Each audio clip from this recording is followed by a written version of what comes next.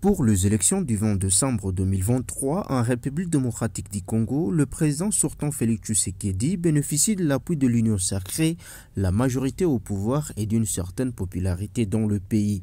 Selon les sondages, Tshisekedi est le favori de l'élection avec une cote d'environ 35% des intentions de vote.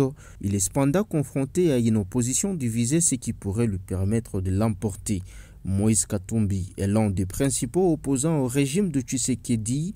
L'homme charismatique et populaire dans les Katanga, la région la plus riche du pays, bénéficie également de l'appui de plusieurs partis d'opposition, ce qui pourrait lui permettre de mobiliser un large électorat. En attendant la décision sur la candidature unique de l'opposition, Martin Fayulu, qui se considère toujours comme le véritable vainqueur des élections de 2018, a également décidé de se représenter à la tête de sa coalition Lamuka. Le docteur Denis Mukwege, prix Nobel de la paix, a également décidé de franchir les pas et de se lancer dans la course à la magistrature suprême.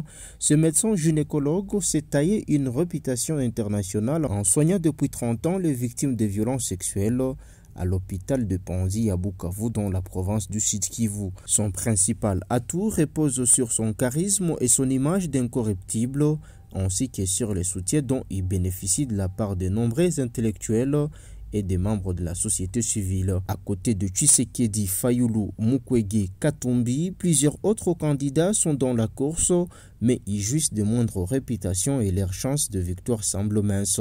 On retiendra notamment les noms d'Adolfo Muzito et d'Augustin Matata Mpognon, deux anciens premiers ministres sous le régime de l'ex-président Joseph Kabila.